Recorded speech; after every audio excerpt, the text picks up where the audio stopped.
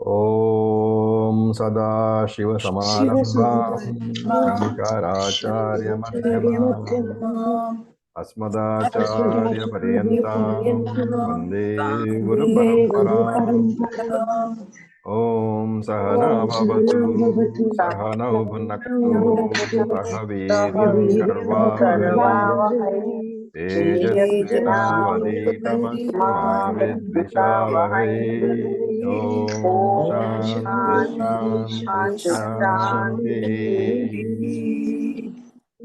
Om Tat Sat Om Namah Shivaya. Namah Shivaya.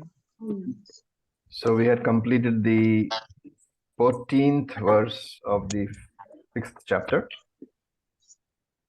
We will now chant the 15th verse, chapter 6, verse number 15. We will chant. Yunjannaivam sadatmanam Yunjannaivam sadatmanam yogi niyatamanasah Yoginiyatamanasah Shantim nirvana paramam Shantim nirvana paramam Matsamsthamadhigacchati.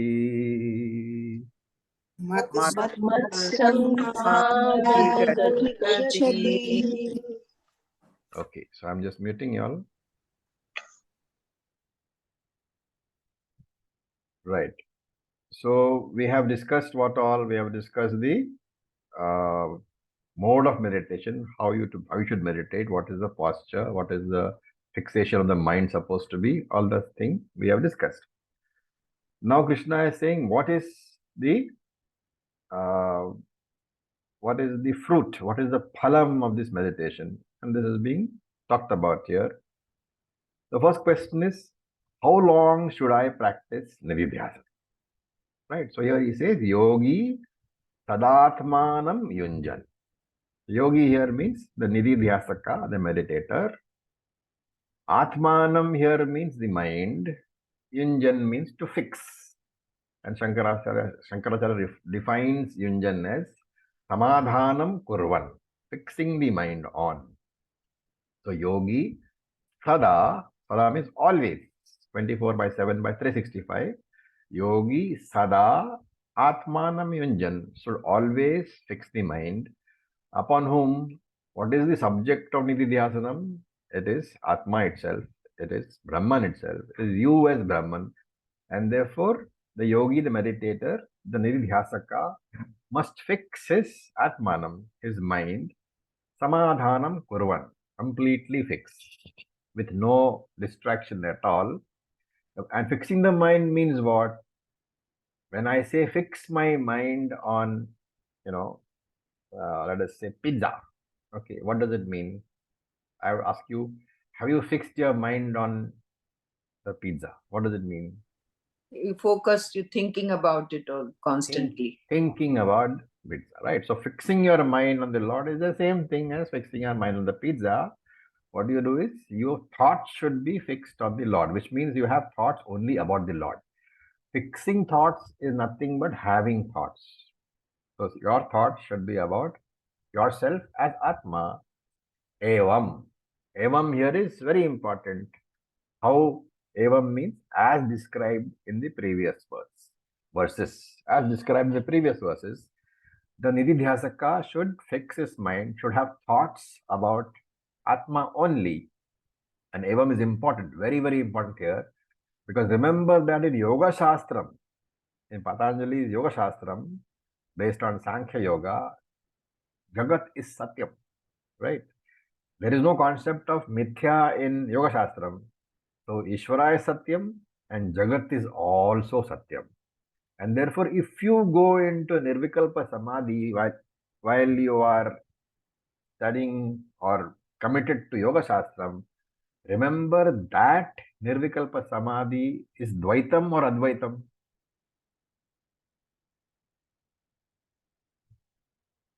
Simple question. Dvaitam. Dvaitam. Why Dvaitam? When you're saying fix on the Brahma, then you're thinking outside me. Self becomes one with the God. No, remember that in Nirvikalpa Samadhi, the Jagat is as much Satyam as Ishvara. Okay, so those two entities are always there. They can, because they are both there, they can never merge. Two Satyams cannot merge. That is why Dvaitam is there. So Nirvikalpa Samadhi in Yoga Shastra is Dvaitam, not Advaitam. But for us Vedantins, Jagat is Mithya or Satyam? Mithya. Jagat is Mithya. And therefore this word Evam has to be connected to that. Evam means Advaita Prakarena. In the manner which has been taught that Jagat is Mithya, in that manner alone you should fix your mind. Which means you are talking about the formless Atman, which is you. Krishna is talking about Arupa Dhyanam. Now, meditating on the formless one. There is no formed God over here. Because that God is you yourself. And therefore, you are taking it as the Arupam, as the formless, all-pervading Atman, you are taking it. And for practical purposes, if you are saying, what should I be focusing on? Then it's on the very, terse statement, Brahma Satyam Jagan Mithya Jivo Brahmaiva na Paraha. You can take this statement, which has three parts. Brahma Satyam Jagan Mithya Jiva Brahma na Paraha. Right? Jiva and Brahman are not different.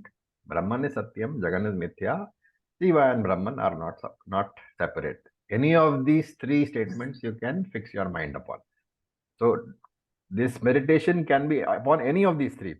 But do remember that before you come to Brahma Satyam, it is very important to get Jagan Mithya in your mind. Without the Mithyatvam of Jagan being properly established in your mind, the Satyatvam of Brahman cannot be focused upon. And therefore, the first several years of your Nididhyasanam should be on the Mithyatvam of Jagat. Now, the world is indeed Mithya. It is a dependent reality depending upon me. And therefore, he says Sada, all the time, as often as possible. Now, Atmanam here is Antakaranam, the mind. Shankara doesn't very specifically say in his commentary here, but that is because he already talked about it in the earlier verse. In the verse number 14, he has already said that Atmanam is Antakaranam, so he does not mention it here. And the next word is Niyata Manasaha. The Niyatam here means Samyatam, withdrawn. So Shankara says Niyatam should be taken as Samyatam. Manasa is mind, and therefore Niyata Manasa is Samyatam Manasa. Samyatam means to withdraw. Withdraw from where? Withdraw the mind from all anatma. And when he has done that, Shantim Adigachati, he will attain Shantim. He will attain peace. And Mat Samstham. Mat Samstham. Samstha here is Adhinam. Adhinam is the based upon. The Mat Samstham is Mat Adhinam. Having taken recourse, having based himself on that Shanti, which is on that peace, Ananda, which is the very Swarupam of Paramatma. That Paramatma Swarupa Ananda, which we call Satchitananda, that Brahma Swarupam itself, Brahma Swarupam is Ananda. Based upon that Ananda, you get Shantim. And Shantim here is taken as Jivan Mukti. Shankara in his commentary defines Shanti as Uparati. Where have you heard the term Uparati? Shat Samadhi. What does it mean?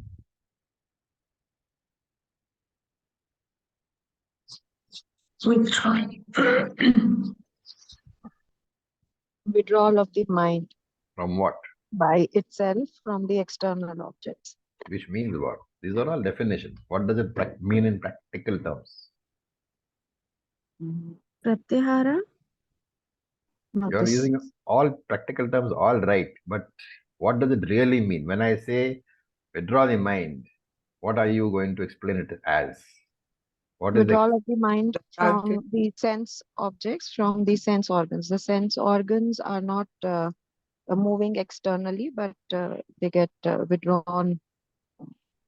The Okay, mind so is focused Shankara outward. defines it as uparati, which means cessation of activity.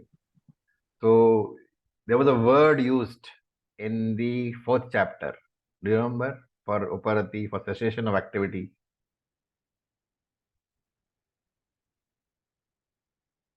Look at the heading of the fourth chapter. What is the heading of the fourth chapter?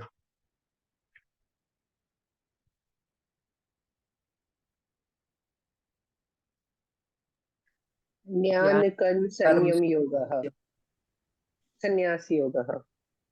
So sarva karma sannyasa. If you want to understand Gita from now onwards, please remember that you have to remember the earlier chapters. At least the essence of it, unless you have in your mind, you are not going to follow Gita, because now we're coming into the sixth chapter. We are now assuming that Shravanam is over, Mananam is over, and this is Nididhyasanam, and therefore all the teachings have to be available to you. So please, again and again, I'm saying, please keep on revising. This is not a class which you can just come on a Sunday morning and go away. It will serve no practical purpose to you. So you have to revise your notes. Okay. So this he's talking about is what we call Sarvakarma Sannyasa. And Sarvakarma Sannyasa means what? It is nothing but moksha itself. So Krishna is talking about a Shanti which is got the foundation of moksha as the basis. And when you talk about Shanti, remember there are two types of Shanti. What are they? Two types of Ananda is there, experienced by everybody. What are they? Relative and absolute. Okay. Vishaya Anand and Atma Anand. Okay. So in other words, one is called Pratibimba Ananda and what is called Bimba Ananda. What is Pratibimba Ananda? Is the reflection The reflection of the original Ananda where? in self. In the mind itself. Pratibimba From the Ananda is the RC reflected in the RM, which is the mind.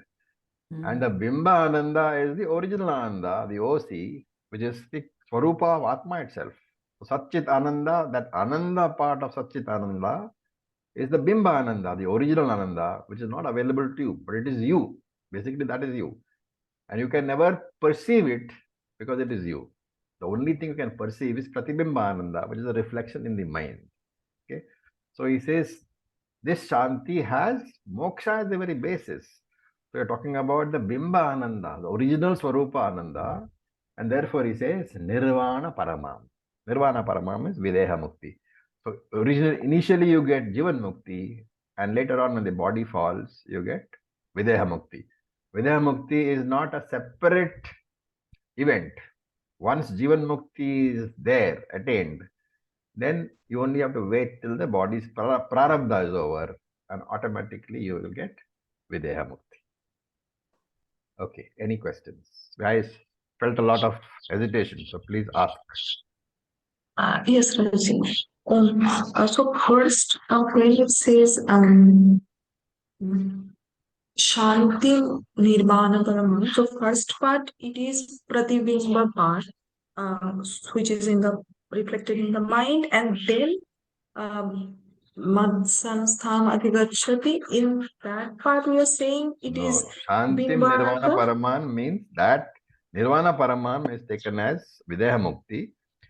Mat Samstham Adhigachati. Adhigachati means gets. Mat Samstham based on me. Based on me means based on moksha. So Shantim Mat Samstham Adhigachati. Shanti, which is based on moksha, it's permanent Shanti, which means there is Jivan Mukti. When you get, while living, when you get permanent peace, that is Jivan Mukti. And Nirvana Paramam has to be taken as post the Prarabdha is over and the body dies, it is Videha Mukti. Okay, thank you. I was taking opposite. Sorry.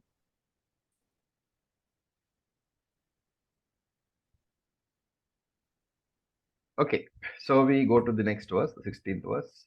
We will chant. Natyashnatastu yogasti. नास्त्यश्नतस्तु योगोऽस्ति न चैकान्तम् अनश्नतः न न चैकान्तमनश्नतः न चाति स्वप्नशीलस्य न चाति स्वप्नशीलस्य जाग्रतो नैव चार्जुन जाग्रतो नैव चार्जुन Okay. Now, in the 16th, in this verse, in the next verse, remember there is a complete shift now, because earlier we talked about Bahiranga Sadhanani, the external disciplines, and then we talked about the meditation itself and the Antaranga Sadhanani, just before meditation, what you have to do. Now, in these two verses, 16 and 17, Krishna again picks up the topic of Bahiranga Sadhanani. So, in that sense, you will find that there is no orderly arrangement of subjects in the Bhagavad Gita. So, during commentary, during the talks or discussions, we have to put them all together. And that is why you'll find that in some commentaries, they take all these things together and put them together. But traditionally, we teach in the way Krishna taught in the same sequence. We will just tell you where it is what. So that is a better way, in my opinion. So in this 16th and 17th verse, Krishna is coming back to Bahiranga Sadhanani. What is Bahiranga Sadhanani? The general discipline which is to be followed 24/7 by 365 by a meditator, by a Nididhyasaka. And here he is saying that moderation is an important discipline. So never, for a sadhaka, never get carried away by anything. Never overindulge in anything. Never get addicted to anything. You can very easily get addicted to reading papers, television watching. All this is fine within a particular framework. With some amount of it is okay. Everybody needs recreation, but do not overdo. And therefore, this Madhyama Marga, the middle path, is very important for a Nididhyasaka, for the meditator, and for a sadhaka in general. And Krishna talks about three types of moderate activity in these verses. So, first one is you have to break up the words properly. Ati ashnataha yogaha nasti. So, if you look at nastyasnatastu yoga nasti, you break it up, it becomes yogaha nasti. There is no meditation for ati ashnataha.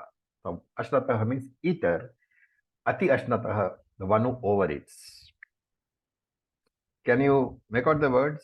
Natyashnatastu. So, na ati ashnataha tu yogaha asti. That is the breakup, right? So, tu yogaha na asti. There is no success in meditation for ati ashnataha, for the person who overeats. So, from the physical or mental or spiritual point of view, one should be very careful about all activity. And Shankara adds his commentary saying that samyak mitam, one should correctly measure what one is doing. One should there is a right measure for everything, right? Atma sammitam means Atma here is a reflexive pronoun referring to oneself.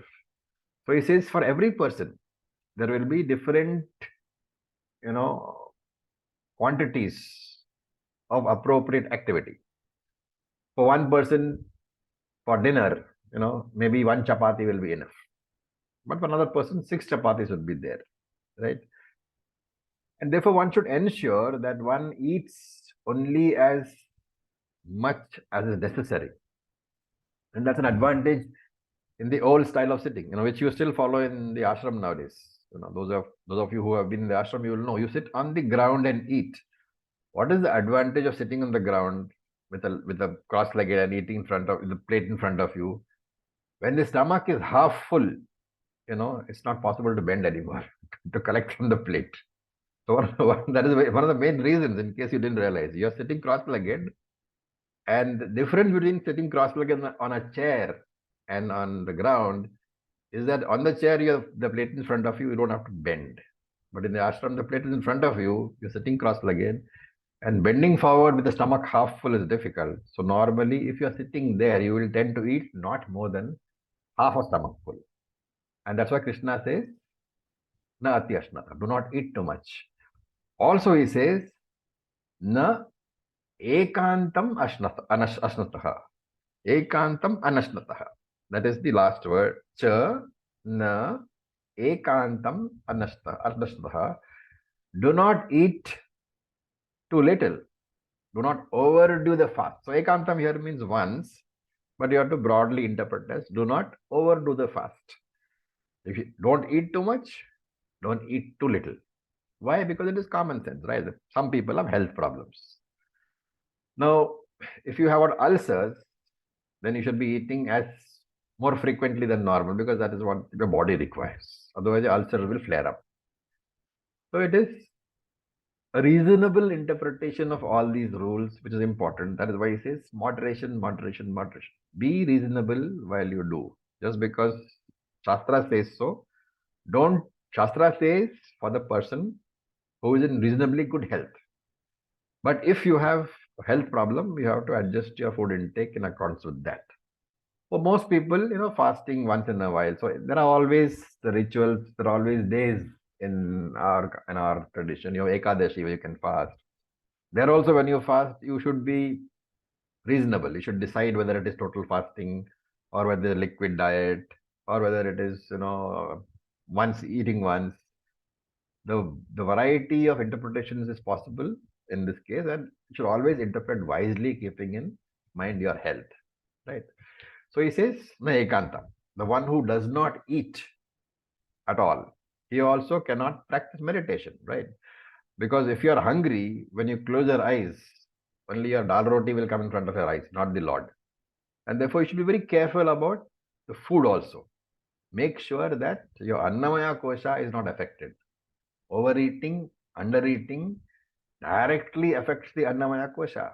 And what affects the Annamaya kosha will directly affect the Pranamaya kosha, and the Manomaya kosha, and the Vijnanamaya kosha, and even the Anandamaya kosha.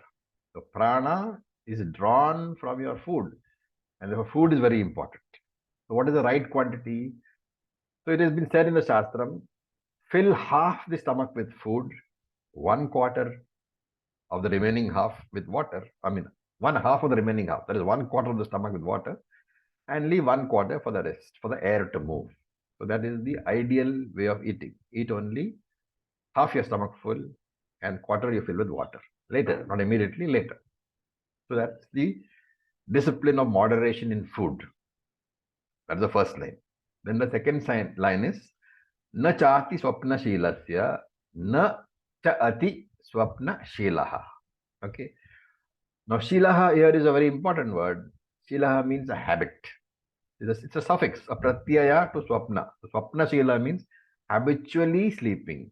And na ati swapna shila means one who habitually sleeps too much. Indicating, so shila normally indicates a repeated action. The one who sleeps too much day after day after day. So one single day you are tired out and you sleep extra, doesn't matter. Look at the way the words are put together. Very, very sensible. And the proper interpreter, one who reads the Shastram properly, it gives you a healthy way of running your life. So if you are tired, if you are sick and you sleep too much, it's not covered. That's the meaning of the word Shila. Shila means repeated action, repeating that action again and again. And that means in normal course when you're healthy. And therefore, nacha ati shilasya, should not sleep too much. Na, you have to add here, the ati you have to bring back over here. Na ati jagarato, and nor for a person who does not sleep at all. Ati jagarato means awake all the time. So if you do not give sufficient sleep to the system and you try to do meditation, then whatever deficiency you have in your sleep, they will get adjusted during meditation. And therefore he says, yogaha nasti. For such a person, they cannot succeed in meditation. So in all your activities, eating, sleeping, everything, it should be in moderation only. And these two slokas are what is known as the Anvaya Vyatireka Nyaya. That is, it's a methodology where you use co-presence and co-absence of two things as an argument. Here it is Vyatireka Nyaya, co-absence argument. What is a co-absence argument? If moderation is absent, there will be no meditation. I mean, if you want to convert this word into one line, this verse into one line, it is simply that if moderation in all activities is absent, there can be no success in meditation. So this is the Vyatirikta Nyayaha. The next sloka, that is sloka number 17, verse number 17, is the Anvaya Nyayaha, which we will see. Before that, any questions? Om Acharya ji. Yeah. Can you please once again give the breakup of Natya Shantastu? Na ati ashnataha tu. The sa is a sandhi joiner, you can drop that. So natya becomes na ati. Ya becomes e plus a. So na ati ashnataha tu. Tu is but. On the other hand. And Acharya, ekantam, doesn't it mean lonely, being by oneself all the time? See, Sanskrit is always contextual. And if you say by oneself all the time, does it make sense in this line? So something about not socializing? That could No, also- ekantam means alone, once, by yourself. Or ekantam here means one. So eating once. And eating once has to be taken as, interpreted as not eating sufficiently. And the breakup of Chaikantam and Shanastha? Na, so chakantam is cha, ekantam, anashnataha. Not person who eats only once.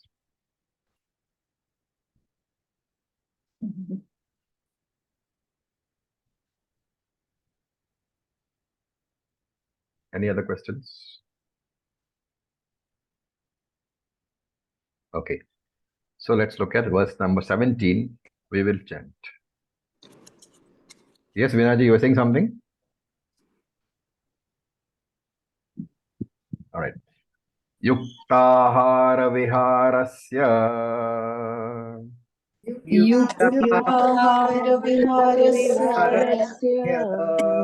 yukta cheshthasya karmasu चेष्टस्य कर्मसु yukta swapnavabodhasya स्वप्नावबोधस्य yogo bhavati dukkhaha. योगो भवति दुःखः. Okay.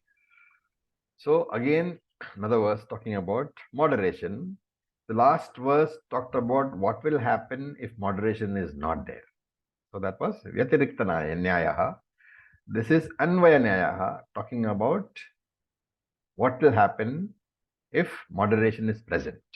Okay, so he says Yuktahara Viharasya. Asya, for that person, Yuktahara Viharaha. Yuktahara means Yukta Aharaha, appropriate eating.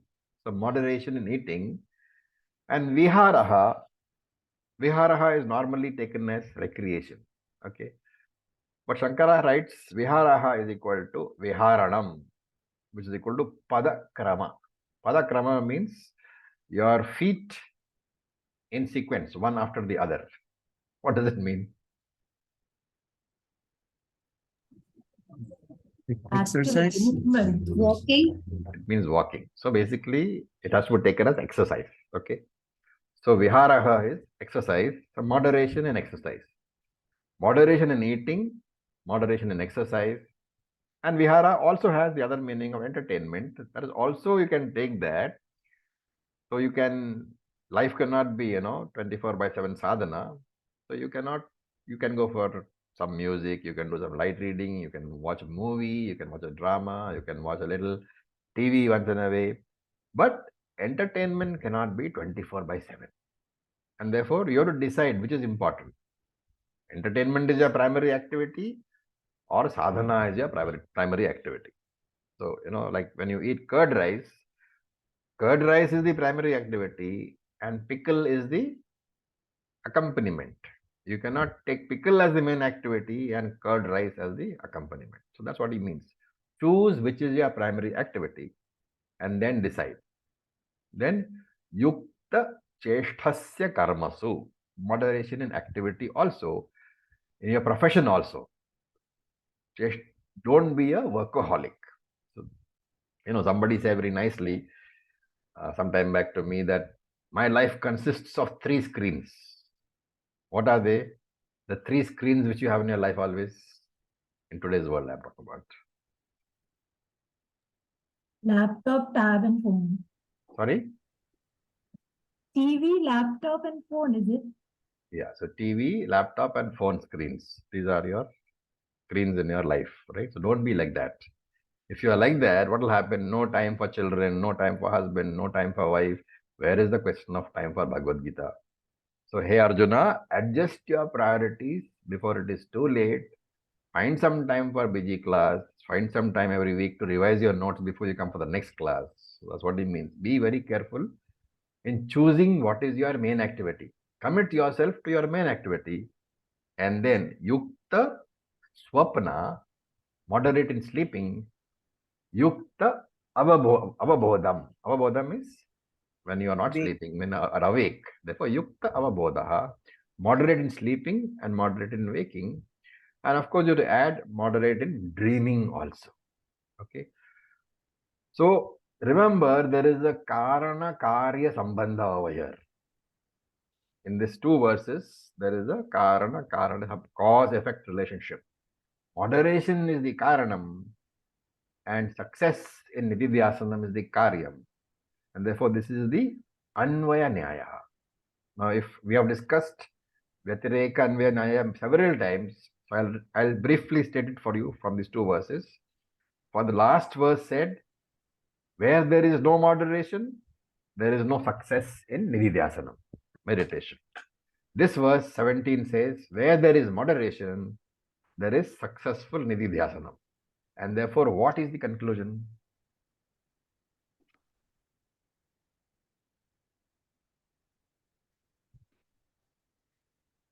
To Yeah, get you- success Moderation in is the key to nididhyas. success. One at a time, please. Sorry, like moderation is very important for Nididhyasana. That's the key to success in Nididhyasana. Moderation is the key to successful nididhyasanam, is the conclusion from this Anvaya Vatireka, right? And if you do that, then he says, yogo bhavati dukkha. Okay. Now, remember, it is dukkha. It is not dukkha with a visarga, right? It is not dukkha. There is a huge difference between dukkha and dukkha. The ha at the end of dukkha is derived from the Sanskrit dhatu, han dhatu. Han means to destroy. Hanti, nasayati. That is the dukkham hanti, dukkham nasayati. So dukkha means it becomes the destroyer of sorrow. If you don't put the ha and you put a visarga, dukkha will have exactly the opposite meaning. Nididhyasanam yogaha bhavati becomes dukkha, becomes the means of sorrow it will become. But if you are writing it properly with dukkha, it is yogaha bhavati dukkham hanti. In the sense that yoga, nididhyasanam, becomes the destroyer of sorrow. Destroyer of sorrow means the source of peace. And therefore, for a person who is moderate in all his activities, yoga becomes a destroyer of sorrow. That's the meaning of that line. Remember here that the word dukkha has to be interpreted very, very carefully. The word dukkha itself has to be interpreted very, very carefully, because dukkha means pain. And the question here is, what kind of pain are we talking about? Nididhyasanam, will it destroy your back pain or your knee pain? It can be that interpretation also, right? Krishna said, yogo bhavati dukkha. Meditation will destroy pain. So it should destroy all pains, including my knee. Pain of samsara, the attachment. And therefore, remember that here, and of course, Shankara makes it very clear, he adds, Dukkha means samsara dukkha. The pain of samsara it destroys. Right? When you say there is pain in the back, that is not samsara. Right? If my knee is paining and I am saying the knee is paining, that is not samsara. But if I say I have pain, then that is samsara. Because the pain of the knee being transferred to I, the Atma, that is samsara. You should always remember this. You can always say my back, the pain in the back is there, right? But as long as you know that the usage of the word my back is paining, as long as the word my is used in a figurative sense, then you are okay. But if you're using the word my as really referring to yourself as the back body mind sense complex, that is samsara. That's a very, very, very important point. Always remember, whenever I use the word I should always, at least to myself, I should know what is this I? Is it my body mind sense complex? Or is it I the Atma? If it is I the Atma, you cannot say I have got back pain. If it is I the body mind sense complex, then you are a samsari anyway. But if you are using the word I to communicate to somebody else, like when you go to the doctor, you don't want to tell him that I am the Atma, but my back is paining. You don't want to confuse the poor fellow. So when you are telling the doctor I have got back pain, you are using the word I in a figurative sense for the purpose of communication. Mentally, you know that I is the Atma, but figuratively, for interaction with the doctor, you are converting that I into I the back. Then the understanding is correct. Okay. Anything? Acharya, sorry. Yeah, go ahead, Induji. हाँ, एक आपने बोला था presence of something or absence, वो word क्या use किया था? Anvaya Vyatireka Nyaya. Vyatireka means co-absence, absence of two things. In this case, absence of moderation and absence of meditation, success in meditation. Okay. And Anvaya means the co-presence, the presence of moderation and the presence of success in meditation. And therefore, when you use this Nyaya, you make these two statements, co-absence, co-presence, and from there you draw a conclusion, which is the conclusion of the Anvaya Vyatireka Nyaya. Let me give you another example. You have not put sugar in your tea, and therefore you say, no sugar, tea is not sweet. Sugar, so no sugar, tea is not sweet, is Vyatireka. Sugar is there and tea is sweet, is Anvaya. What is the conclusion? Sugar is the cause of the sweetness in the tea.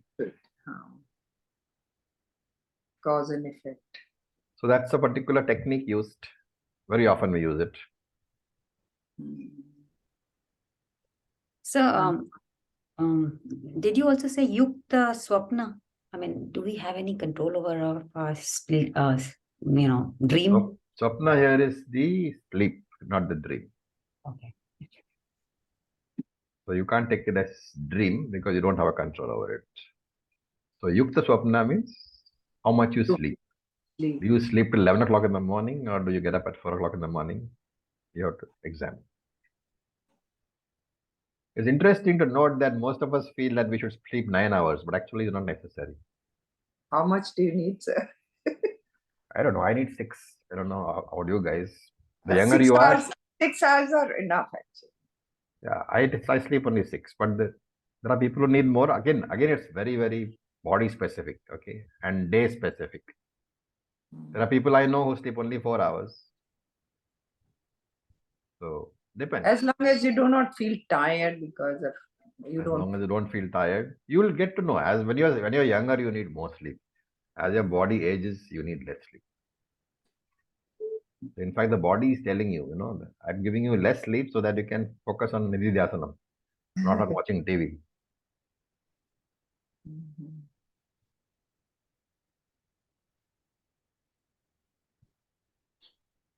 Okay, so now I'll give you a brief introduction to the next few verses. When Krishna talks about essentially about Ashtanga Yoga. Okay, so how we'll arrive at when we actually see the verses.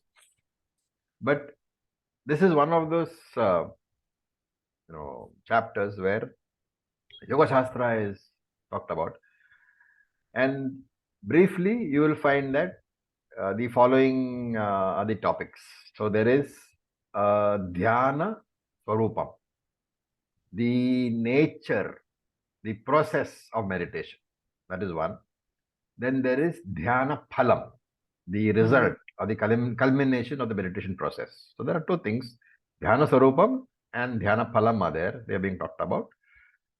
And during this discussion, remember that this process of meditation, Dhyana Swarupam, has also been dealt very, very effectively in the Yoga Sutras, Patanjali's Yoga Sutras. Patanjali's Yoga Sutras has got two parts. One is the practice of the meditation, and one is the philosophy behind that practice. Okay. So the practice of the meditation we very often refer to as Ashtanga Yoga because it has got 8 parts. And the philosophy is called Yoga Darshanam. Remember that Yoga Darshanam is rejected by Vedanta because Yoga Darshanam, the yogic philosophy, it goes against the Vedic tradition, goes against the Vedic teaching, and therefore we don't accept Yoga Darshanam as a philosophy acceptable to us. And therefore all the sutras dealing with the Darshanam part of it in Yoga Sutras, Vedanta rejects completely. In fact, there is a Nyaya Grantha, an analytical text called Brahma Sutra by Acharya, where it specifically mentions why the philosophy is not acceptable to us, the reasons why the philosophy is against the Vedic teaching, and where it differs from, all that is mentioned. So for this purpose of this class, we simply say that we don't accept the Yoga Darshanam part of Yoga Sutras because it is not in keeping with the Vedic teaching. When we come to Brahma Sutras, depending upon how many people are still there, that time we will deal with all this. Okay. So the Yoga Darshanam part is not acceptable, but the Yoga Abhyasa part, the practice of the meditation, which we call as Ashtanga Yoga, the 8 steps that Vedanta accepts and in fact borrows because it's a beautiful system for integrating the whole personality. Why? Number 1, it takes care of Annamaya Kosha. Annamaya Kosha is the physical personality. It takes care of that because of the asana practice. Then the Pranamaya Kosha, the energy personality, the energy part of your personality, it takes care of through pranayama. Then the Manomaya Kosha it takes care of. It takes care of the Vijnanamaya Kosha also. Right? Now, how does it take care of? You have yamas and you have niyamas. There are 2 basic parts. The first one, out of the 8, the first 2 are yama niyama. Yama is taken as bahiranga sadhana, sadhanani, external sadhana. And niyama also taken as internal sadhana, things to be followed in day-to-day life. In simple language, niyama is the vidhi nishedaha, the do's and the don'ts. And the yamaha deals with your lifestyle with the refers also, right? What determines your mental makeup? Are you calm? Are you aggressive? All this. So let's briefly look at this. I'm presuming that many of you are familiar with the Ashtanga. But for the purpose of this chapter, since it is important, I'm just going to go very briefly through the yama and niyamas. So those who are familiar with it, bear with me. Those who are not familiar with it, pay attention so that you know what it is. The first set is yamaha. Yama consists of 5 restraints. So 5 don't do's. Right? They are basically things not to be done. That's called the yamas. The first one is ahimsa, non-violence. Okay. Now, doesn't mean that don't do non-violence. That's not what it means. Ahimsa means do not commit hinsa, non-violence. So on the sadhana part, on the spiritual part, the first thing which you have to give up is violence. And that violence can be mental, verbal, or physical. Now you might ask, why should I give up violence? Right? Why should I give up violence? Because Shastra says that when you take to violence, you are disturbing everybody around you. You are disturbing the environment also. And when the environment is disturbed, ultimately, you are part of the environment. You are also going to be disturbed. And you would be knowing that. Supposing you've got angry, so you have been angry, you've been shouting at everybody. But after all the shouting is over, if you are objective, you will realize that you are also equally disturbed. The world is a mirror, basically, right? You smile at the mirror, the image will smile at you. You scowl at the mirror, your image is not going to smile back at you. It will scowl at you. And therefore, very, very important part, do not take to mental, physical, or verbal violence. That is the first one. The second one is Satyam. So Satyam means, Satyam again does not mean speak only the truth. Very many people interpret it as speak only the truth. Satyam means whenever you speak the truth. Okay. It doesn't mean that you have to keep on talking all the truths. So Satyam has to be defined as Anruta Varjanam. Avoid speaking Anrutam. Anrutam is falsehood. So Satyam doesn't mean speak the truth always. It means avoid speaking falsehood, which means whenever you speak only the truth. It's not necessary to go and tell everybody all the truths that you know. Okay, it's not a wise idea at all. And therefore, when you speak, if you have to speak, then you speak only the truth. And this is not only at the verbal level, it is also at the mental level. Then you have astheyam. Astheyam means literally non-stealing. So the interpretation is that never possess anything which does not legitimately belong to you. And you can have a very large interpretation to this also, right? Any unfair deal is stealing. Any benefit you get through an unfair deal is stealing. If you reduce your maid's salary because she is helpless, you reduce her maid's salary, you are taking away from her what belongs to her. That is also steya, that is also stealing. So it has a very, very broad, interpretation. Give to others what is due to them. Don't take from others what is not due to you. That is asteya. Then you have brahmacharya. So brahmacharya means giving up of inappropriate relationships with the opposite sex. So inappropriate is the crux. It doesn't mean giving up of all relationships with opposite sex. Only inappropriate ones. So ahimsa, satyam, astheyam, brahmacharya. 4. One more is there. Aparigraha. So parigraha means possessing too much. In fact, according to the Shastram, even your legitimately earned wealth, you should not possess beyond a certain limit. And if it's going beyond the limit, you have to share in the society. Because when there is no sharing, there will be a huge imbalance between the rich and the poor. Therefore, aparigraha means non-possession beyond the limits required by you. And today in India, you hear of some industrialists, who spend 200 crores on birthday of their wives. I mean, these are all falling under here, under this heading, parigraha. Possessing so much that you don't really require it and not sharing it. Therefore, aparigraha is a very, very important quality for all of us. Then, so those are 5 yamas. Then we look at the niyamas. So the yamas were the restrictions, what you should not be doing. The niyamas are the doings, what you should be doing. So remember, yamas are in your interaction with other people. Niyamas are largely dealing with yourself. The first niyama is shaucham, purity. And this means internal purity, external purity, mental purity, physical purity, and not just your mind and body, but your immediate environment also. Wherever you have the means to make it clean, inside your house, outside your house, also has to be clean.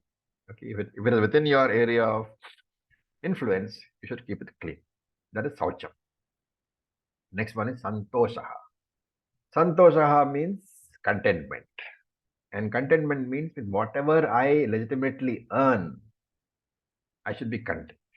I should not compare with my neighbor and say, I've got a Maruti car, but he's got a Mercedes Benz. So that is not contentment. And if you remember one very beautiful little line, Yellabhase nijakarmo patam vittam tena vinodaya chittam. Where does it come? Bhajagovindam. Bhajagovindam. Yellabhase nijakarmo patam. That which you gain through your own hard work. Vittam tena vinodaya chittam. With that wealth, tena vittam, chittam vinodaya. Your mind should be content. Very beautiful line in Bhajagovindam. Never compare with other people. Whatever you earn legitimately, be happy with that. The Lord has given you, He has given you in accordance with your karma, so be happy. The third one is Swadhyaya. Swadhyaya is your scriptural study, Shastric study, your Gita class weekly. All that you should do. Then Tapaha. Tapaha is austerity, non-luxurious living. It doesn't mean that you stand in the middle of the Ganga on one leg on a hot summer day. It simply means non-luxurious living, observing moderation. Even if you have the money, not being ostentatious. You can have a lot of money, but you can still continue to live in a very simple manner. Simplicity is what is being talked about here. And the last one is Easwara Pranidhanam, surrender to the Lord. And when I say surrender to the Lord, accepting the laws of Easwara, there is a physical order, there is a moral order also in this universe, right? The physical order, remember, you have no choice but to surrender to. For example, the physical order consists of the law of gravity also, right? You have no choice but to surrender to that because you cannot oppose that. You are not built to oppose that, so you have to surrender. Moral order means just as there are physical laws of the universe to which you are bound, right? The law of gravity binds you. You can't break that law. Similarly, there are moral laws. So there are physical orders and moral orders. Physical order means the physical laws of the universe. Moral orders means the laws of karma. And these two sets of laws, they are that which keeps the universe in harmony. And just as you surrender to the physical order, you have to surrender to the law of karma, the moral order. Whatever you experience in your life, the understanding from the law of karma is what? Whatever karma phalam I get, whatever my experiences in life is what I legitimately deserve. So all your experiences of this life, remember, is delivered to you by a combination of the physical order and the moral order. They act together to deliver to you all the experiences which you get. Pleasurable experiences, bad experiences, honorable experiences, dishonorable experiences. Everything is delivered to you by a combination of the physical and the moral order. And surrendering to the Lord means accepting these laws. So I don't resist any experience. I don't resist any karma phalam. I don't criticize any karma phalam. I don't resent Ishvara for my experiences.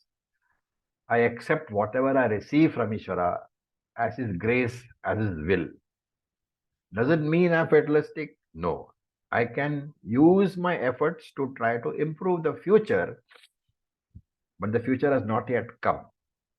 What has already come is Ishvara's will.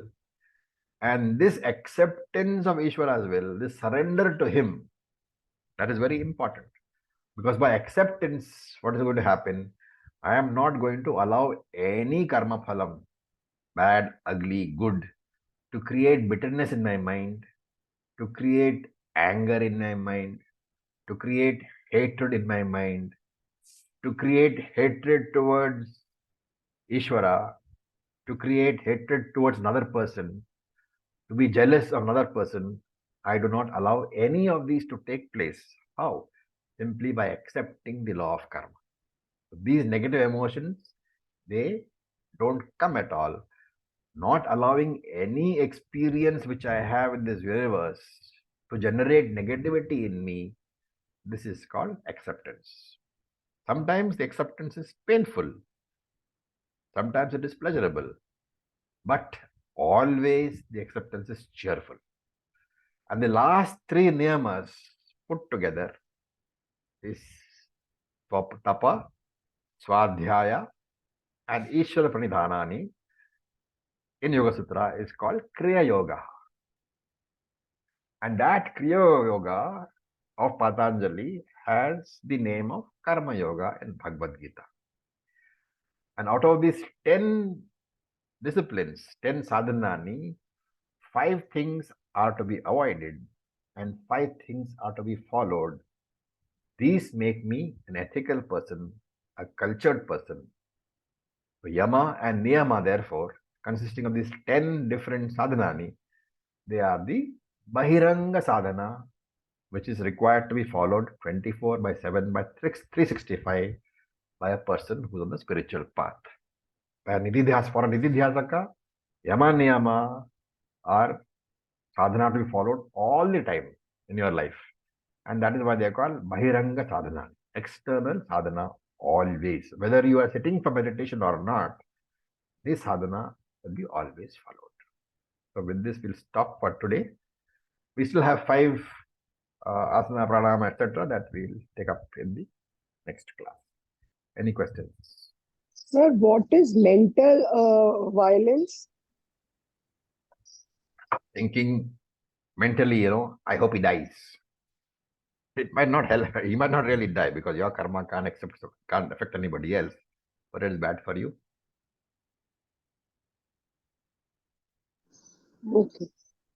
And more of us are guilty of mental violence than you would like to admit.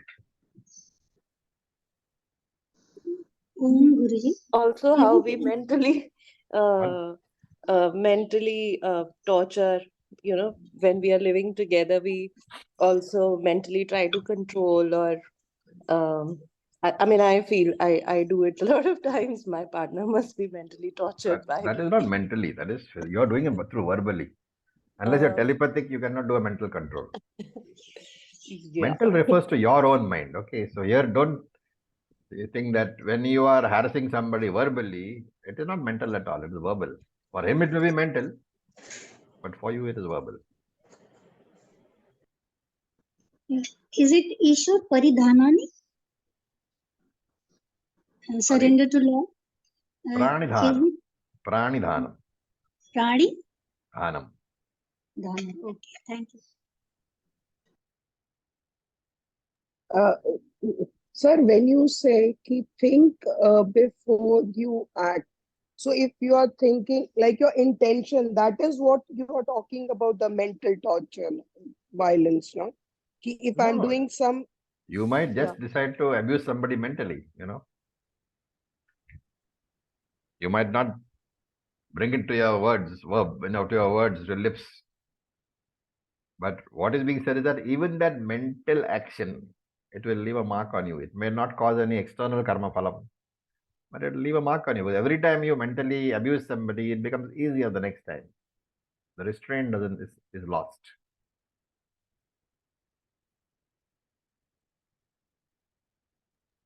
Acharya ji.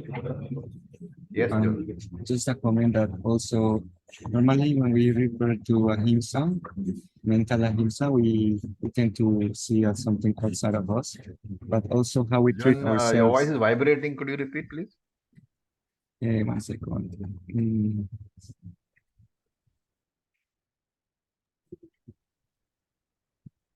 Is clearer now? Yeah. So normally, when we talk about ahimsa, mental ahimsa, we refer about things outside of us, but it's also very important to like evaluate and keep on check how we treat ourselves. Sometimes we judge ourselves too hard, and we are very harsh on ourselves. Yeah. Mental ahimsa. Exactly. That's why I said mental, physical, and verbal. Mentally, it refers to your treatment of others and your treatment of yourself also. So being too harsh with oneself, all that is bad for you as such.